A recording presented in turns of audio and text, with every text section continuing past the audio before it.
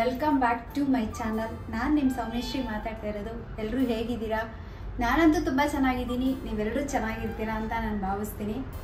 ತುಂಬ ಜನ ಕೇಳ್ತಿದ್ರಿ ನಿಮ್ಮ ಹೇರ್ ತುಂಬಾ ಚೆನ್ನಾಗಿದೆ, ನೀವು ಏನು ಹಾಕ್ತೀರಾ ನಿಮ್ಮ ಹೇರ್ಗೆ, ಯಾವ ಥರ ಅದ್ರ ಸೀಕ್ರೆಟ್ ಏನು ಅಂತ ಹೇಳಿ ಅಂತ ತುಂಬ ಜನ ಕೇಳ್ತಾ ಇದ್ರಿ. ಎಲ್ಲ ಹೆಣ್ಮಕ್ಳಿಗೂ ಅಷ್ಟೇ ಕೂದಲು ಉದ್ದ ಇರೋದು ಅಂದರೆ ತುಂಬಾ ಇಷ್ಟ. ಅದರಲ್ಲೂ ನನಗಂತೂ ಕೂದಲು ಉದ್ದ ಇರೋದು ಅಂದರೆ ತುಂಬಾ ಇಷ್ಟ. ನಮಸ್ತೆ. ನಮ್ಮ ಕೂದಲಿಗೆ ಬೇಕಾಗಿರುವಂಥ ಮನೆಮದ್ದನ್ನ ನಾವು ಹೇಗೆ ತಯಾರು ಮಾಡ್ಕೋಬೋದು ಮನೆಯಲ್ಲಿರುವಂಥ ಪದಾರ್ಥದಲ್ಲೇ ಅನ್ನೋದ್ರ ಬಗ್ಗೆ ನಾನು ನಿಮಗೆ ತಿಳಿಸ್ಕೊಡ್ತೀನಿ. ಇವತ್ತಿನ ವಿಡಿಯೋನ ಎಲ್ಲೂ ಸ್ಕಿಪ್ ಮಾಡದೆ ಪೂರ್ತಿ ವಿಡಿಯೋನ ನೋಡಿ. ನಾನೀಗ ತೋರಿಸ್ಕೊಡುವಂಥ ಪ್ಯಾಕ್ನ ನೀವು ಹಾಕಿದರೆ ಒಂದೇ ದಿನದಲ್ಲಿ ನಿಮಗೆ ಸೂಪರ್ ರಿಸಲ್ಟ್ ಸಿಗುತ್ತೆ. ಮೊದಲು ಅಕ್ಕಿ ತೊಗೊಳ್ಳಿ. ಅಕ್ಕಿಗೆ 1-2 ಗ್ಲಾಸು ನೀರು ಹಾಕಿ ನೆನೆ ಹಾಕಿ ಚೆನ್ನಾಗಿ ಅಕ್ಕಿನ ಚೆನ್ನಾಗಿ ತೊಳೆದು ನೆನೆಯೋಕ್ಕೆ ಬಿಟ್ಬಿಡಬೇಕು. ಇಷ್ಟೇ ಹೊತ್ತು ನೆನೆಬೇಕು ಅಂತೇನಿಲ್ಲ, ಅದೆಷ್ಟು ಚೆನ್ನಾಗಿ ಅಕ್ಕಿ ನೆಂದಿರುತ್ತೋ ನಮ್ಮ ಹೇರ್ ಪ್ಯಾಕ್ಗೆ ತುಂಬ ಒಳ್ಳೆಯದು. ಮೊದಲಿಗೆ ಗ್ಯಾಸ್ ಆನ್ ಮಾಡಿಕೊಂಡು ಬಾಣಲಿನ ಇಟ್ಟು ಸ್ವಲ್ಪ ಬಿಸಿ ಆಗೋರಿಗೆ ಬಿಡಬೇಕು. ಬಾಣಲಿ ಬಿಸಿ ಆದಮೇಲೆ ಸಾಸಿವೆನ ಹಾಕ್ಕೋಬೇಕು. ನಮ್ಮ ಮನೆಯಲ್ಲಿ ಇಬ್ಬರಿಗೆ ಬೇಕಾಗಿರೋದ್ರಿಂದ ನಾನು 2 ಸ್ಪೂನು ಸಾಸಿವೆನ ತೊಗೊಂಡಿದ್ದೀನಿ. ತುಂಬ ಲೈಟಾಗಿ ನಾವು ಅದನ್ನು ಬಿಸಿ ಮಾಡಬೇಕು. ಚಿಟ್ರಪಟ್ರ ಅನ್ನೋ ಥರ ನಾವು ಸಾಸಿವೆನ ಜಾಸ್ತಿ ಉರಿಬಾರ್ದು, ತುಂಬ ಲೈಟಾಗಿ ಬಿಸಿ ಮಾಡಿದ್ರೆ ಸಾಕು.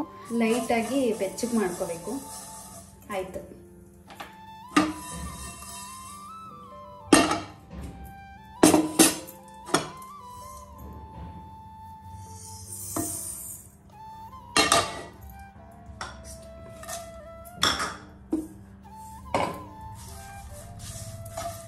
ಸಿಂಗಲಾಗಿ ಹುರ್ಕೋಬೇಕು. ನೆಕ್ಸ್ಟು ಕರಿಬೇವಿನ ಸೊಪ್ಪು,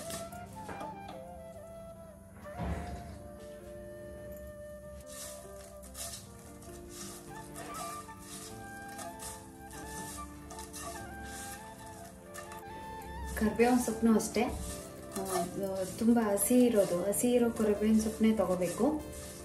ಸ್ವಲ್ಪ ಲೈಟಾಗಿ ಬೆಚ್ಚಗೆ ಮಾಡ್ಕೋಬೇಕು.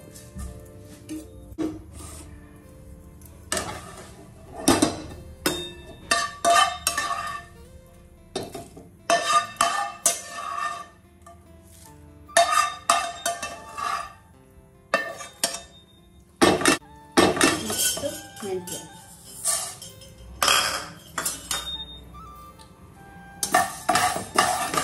ಈಗ ಮೆಂತ್ಯನ ಹಾಕಿ ಬಿಸಿ ಮಾಡ್ತಿದ್ದೀನಿ. ಸಾಸಿವೆ, ಕರಿಬೇವಿನ ಸೊಪ್ಪು, ಮೆಂತ್ಯ ಇಷ್ಟನ್ನು ಸಪ್ರೇಟಾಗಿ ನೀಟಾಗಿ ಲೈಟಾಗಿ ನಾವು ಹುರ್ಕೋಬೇಕು. ಹುರ್ಕೊಂಡು ಆದಮೇಲೆ ಅದನ್ನು ನಾವು ಮಿಕ್ಸಿ ಜಾರ್ಗೆ ಹಾಕೋಬೇಕು. ಮತ್ತು ಇನ್ನೊಂದೇನೆಂದರೆ ಸಾಸಿವೆ ಎಣ್ಣೆನ ನಾವು ಯೂಸ್ ಮಾಡ್ತೀವಿ ಹೇರಿಗೆ. ತುಂಬ ಜನಕ್ಕೆ ಅಂದರೆ ಕೆಲವ್ರಿಗೆ ಗೊತ್ತಿಲ್ಲ ಅನಿಸುತ್ತೆ, ಸಾಸಿವೆ ಎಣ್ಣೆ ನಮ್ಮ ಹೇರಿಗೆ ಹಾಕೋದ್ರಿಂದ ನಮ್ಮ ಕೂದಲು ತುಂಬಾ ಸ್ಮೂತ್ ಆಗುತ್ತೆ ಮತ್ತು ಚೆನ್ನಾಗಿ ಗ್ರೋತು ಆಗುತ್ತೆ. ಈಗ ಮಿಕ್ಸಿ ಜಾರ್ಗೆ ಹಾಕ್ಕೊಂಡಿದ್ದೀನಿ. ಸ್ವಲ್ಪ ತಣ್ಣಗಾಗಬೇಕು. ಡೈರೆಕ್ಟ್ ಹುರಿದಿದ ತಕ್ಷಣ ನಾವು ಮಿಕ್ಸಿ ಜಾರ್ಗೆ ಹಾಕಿ ಪೌಡ್ರ್ ಮಾಡಬಾರ್ದು. ಸ್ವಲ್ಪ ಆರಿದ ಮೇಲೆ ಅದನ್ನು ನಾವು ಪೌಡರ್ ಮಾಡಿದ್ರೆ ತುಂಬ ಚೆನ್ನಾಗಿ ಪೌಡರ್ ಆಗುತ್ತೆ. ನಾವು ತುಂಬ ಚೆನ್ನಾಗಿ ಪೌಡರ್ನ ಮಾಡಬೇಕು, ತುರಿಯಾಗಿ ಮಾಡಬಾರ್ದು. ನಾವು ಮಿಕ್ಸಿ ಗ್ರೈಂಡ್ಗೆ ಹಾಕಿ ಚೆನ್ನಾಗಿ ಪೌಡರು ಅಂದರೆ ಗಂಧ ಥರ ಬರಬೇಕು, ಆ ಥರ ನಾವು ಪೌಡ್ರ್ ಮಾಡಬೇಕು. ಈ ಥರ ತುರಿಯಾಗಿರಬಾರ್ದು, ನೈಸಾಗಿ ಮಾಡ್ಕೋಬೇಕು ಪೌಡರ್ನ.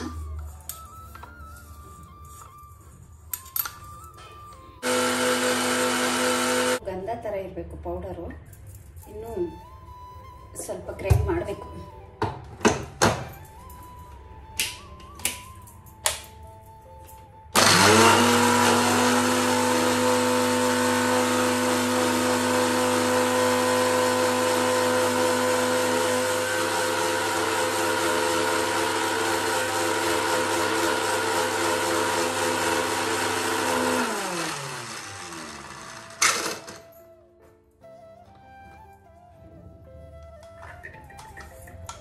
ಪೌಡರು ರೆಡಿಯಾಗಿದೆ.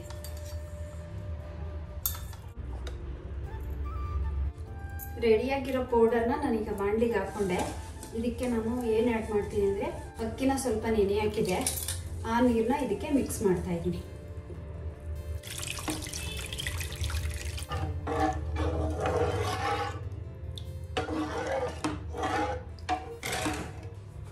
ಈರುಳ್ಳಿನ ಕಟ್ ಮಾಡ್ಕೊತಿದ್ದೀನಿ. ನೆಕ್ಸ್ಟು ಈರುಳ್ಳಿನೂ ಹಾಕಬೇಕು. ಏನು ಗ್ರೈಂಡ್ ಆಗೋದು ಬೇಡ, ಲೈಟಾಗಿ ಈ ಥರ ಗ್ರೈಂಡ್ ಆದರೆ ಸಾಕು. ಕರಿಬೇವಿನ ಸೊಪ್ಪು, ಸಾಸಿವೆ ಮತ್ತು ಮೆಂತ್ಯ ಇಷ್ಟನ್ನು ಅಕ್ಕಿ ತೊಳೆದ ನೀರಲ್ಲಿ ಮಿಕ್ಸ್ ಮಾಡಿ ಕುದಿಯೋಕ್ಕಿಟ್ಟೆ. ಅದ್ರ ಜೊತೆಗೆ ಒಂದು ಗೆಡ್ಡೆ ಈರುಳ್ಳಿನ ಮಿಕ್ಸಿಲಿ ಗ್ರೈಂಡ್ ಮಾಡಿ ಹಾಕ್ತೆ. ಇದನ್ನು ಸ್ವಲ್ಪ ಲೈಟಾಗಿ ಕುದಿಯೋಕ್ಕೆ ಬಿಡಬೇಕು. ಲೈಟಾಗಿ ಕುದ್ದು ಆದಮೇಲೆ ಬಿಸಿ ಇರೋದನ್ನ ಸ್ವಲ್ಪ ಹೊತ್ತು ಆರಕ್ಕೆ ಬಿಟ್ಟು, ಅದಾದಮೇಲೆ ನಾವು ನೀಟಾಗಿ ಜಾಲರಿ ತೊಗೊಂಡು ಬೇರೆದೊಂದು ಪಾತ್ರೆಗೆ ನಾವು ಅದನ್ನು ಸೋಸ್ಕೋಬೇಕು ನೀಟಾಗಿ. ಏರ್ ಸ್ಪ್ರೇ ರೆಡಿ ಆಯ್ತು. ಇವಾಗ ನೀಟಾಗಿ ಸೋಸ್ಕೋಬೇಕು. ಸೋಸ್ಕೊಂಡು ಆದಮೇಲೆ ಅದ್ರ ತರಿ ಇರೋದನ್ನ ಆಚೆ ಹಾಕ್ಬಿಡಿ, ಅದೇನು ಯೂಸ್ ಆಗಲ್ಲ. ಅದು ಸ್ವಲ್ಪ ತಣ್ಣಗಾದಮೇಲೆ ಇನ್ನೂ ಬೇಕಾದರೆ ಏನಾದ್ರು ತೆಳ್ಳಗೆ ಬೇಕು ಅಂದರೆ ಸ್ವಲ್ಪ ಅಕ್ಕಿ ತೊಳೆದಿರೋ ನೀರನ್ನ ಇದಕ್ಕೆ ಮಿಕ್ಸ್ ಮಾಡ್ಕೋಬೋದು. ಬೇಡ ಹಿಂಗೆ ಇರಲಿ ಅಂದರೆ ಓಕೆ. ಇದು ಕಮ್ಮಿ ಅಂದರೂ ಇಬ್ರಿಗೆ ಮಾಡಿದ್ದೀನಿ ನಾನು, ನನಗೆ ನನ್ನ ಮಗಳಿಗೆ ಇಬ್ರಿಗೂ ಆಗುತ್ತೆ. ನಿಮ್ಮ ಮನೇಲಿ ಎಷ್ಟು ಜನ ಇರ್ತಾರೆ ಅಷ್ಟು ಜನಕ್ಕೆ ಎಷ್ಟು ಬೇಕೋ ಅಷ್ಟನ್ನು ನೋಡ್ಕೊಂಡು ಮಾಡ್ಬೋದು.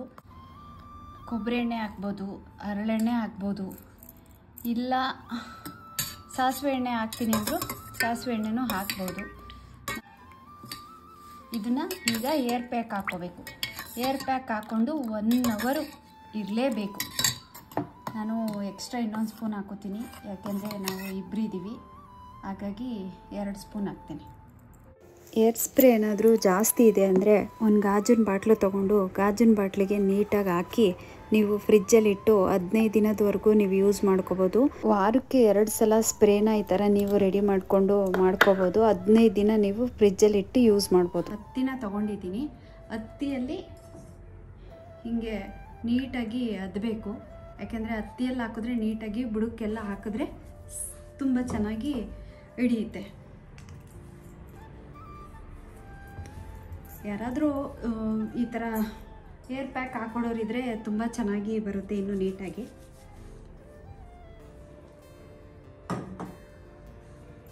ಈ ಥರ ಬುಡಕ್ಕೆಲ್ಲ ನೀಟಾಗಿ ಹೇರ್ ಪ್ಯಾಕ್ ಹಾಕಬೇಕು. ಹಾಕಿ 1 ಅವರ್ ಹಾಗೆ ಬಿಡಬೇಕು. ಸುಮಾರು ಜನ ಕೇಳ್ತೀರಾ ತುಂಬ ಚೆನ್ನಾಗಿ ನಿಮ್ಮ ಹೇರು ಗ್ರೋತ್ ಇದೆ, ಏನು ಹಾಕ್ತೀರಾ ಅಂತ.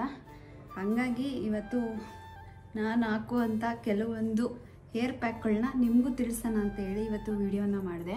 ಮೇಲ್ಮೇಲೆ ಕೂದಲು ಮೇಲ್ಮೇಲೆ ಹಾಕಿದ್ರೆ ಏನಾಗ್ಬಿಡುತ್ತೆ, ನೀಟಾಗಿ ಏರ್ ಪ್ಯಾಕ್ ಹಾಕ್ದಂಗೆ ಆಗಲ್ಲ.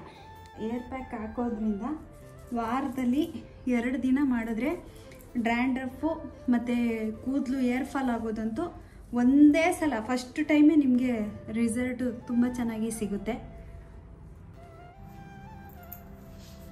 ಸ್ಪ್ರೇ ಬಾಟಲ್ಗೂ ಕೂಡ ಹಾಕ್ಕೊಂಡು ನೀವು ಬುಡಕ್ಕೆ ನೀಟಾಗಿ ಸ್ಪ್ರೇ ಮಾಡ್ಕೋಬೋದು. ಸ್ಪ್ರೇ ಬಾಟಲ್ ಇಲ್ಲ ಅನ್ನೋರು ಈ ಥರ ಒಂದು ಬಟ್ಲಿಗೆ ಹಾಕ್ಕೊಂಡು ನೀಟಾಗಿ ಕಾಟನ್ ತೊಗೊಂಡು ಕಾಟನ್ನಲ್ಲಿ ಅಜ್ಜಿ ನಮ್ಮ ಕೂದಲು ಬುಡಕ್ಕೆಲ್ಲ ನೀಟಾಗಿ ಹಾಕಿ ಮಸಾಜ್ ಕೊಡಬೇಕು.